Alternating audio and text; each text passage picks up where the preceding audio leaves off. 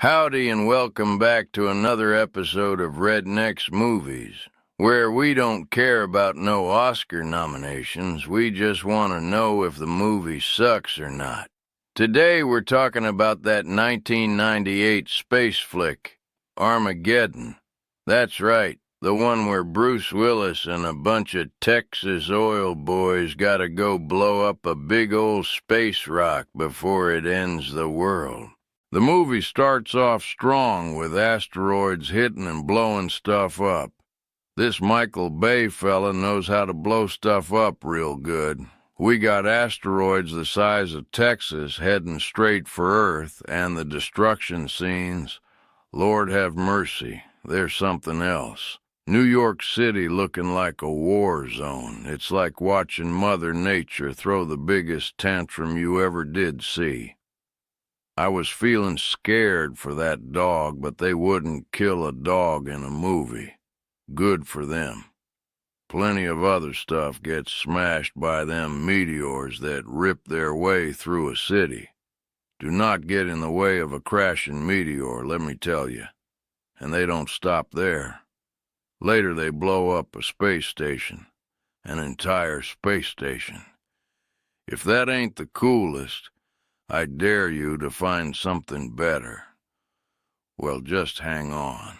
When them government boys go after our riggers, we get a bit of chasing. One guy on a horse and one guy on a hog. Ain't nothing gets a redneck misty-eyed like seeing a fella on his steed hauling ass across the desert, whether it's breathing or metal.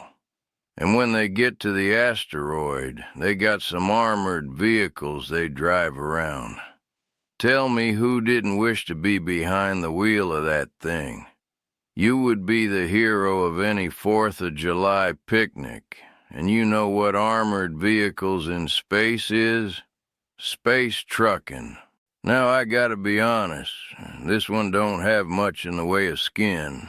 You got Liv Tyler looking mighty fine, and there's that one scene where she's laying out with Ben Affleck making animal crackers crawl on her belly. But shoot, that's about as steamy as it gets. No nudity, no real cleavage shots neither. Just a whole lot of longing stares and daddy issues. And then we have some shooting. Gotta love a movie with shooting. First thing is our boy Bruce chasing Ben around an oil rig and taking pot shots at him. Wouldn't call that typical, but it was different. Boy, howdy, now this part got me fired up. They take guns to space. Our drillers don't, but the government people have 'em. That's right, automatic rifles on a NASA mission. It would be cool if they were shooting space guns at asteroid rocks and blowing up chunks left and right. There's enough pieces flying around.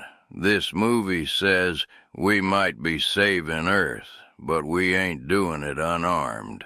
Amen. And they still up the ante by having a nuclear missile. They intend to blow up a huge asteroid with a nuclear bomb, and they trust this to our drillers. At one point, Rockhound is even riding it like Slim Pickens. Look now, the first half of this flick is pure blue-collar dreaming.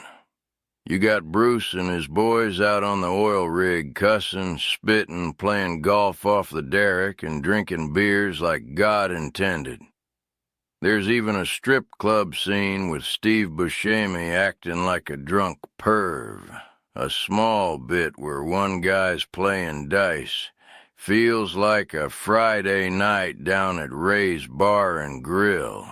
But once they hit space, it's all NASA suits and crying. When it comes to music, this soundtrack has it. Aerosmith, Journey, ZZ Top, and Bob Seger. Plus, the whole movie feels like it's got a southern rock soul trapped in a space movie body. Gritty, loud, over the top, and full of feels. So how do we rate her?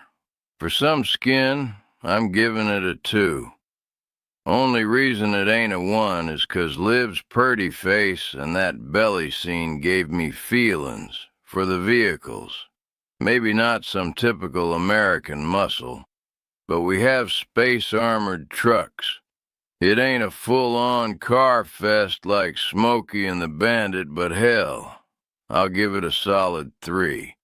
For the blow-ups and guns and stuff, I'm giving it a 5.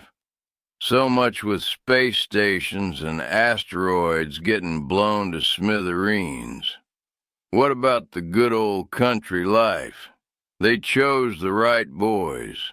We get a horse, a bike, some gambling, drinking, and maybe some hints of some hanky-panky.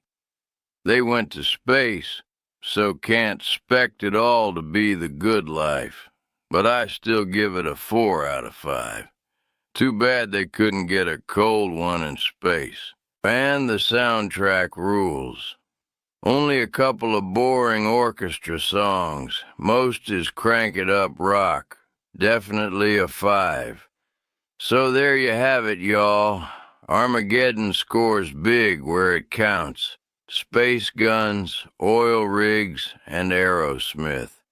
This movie's got more thrills than a county fair roller coaster. This ain't no highbrow documentary. Till next time, keep your cooler full, your truck lifted, and your women wild. Yee-haw.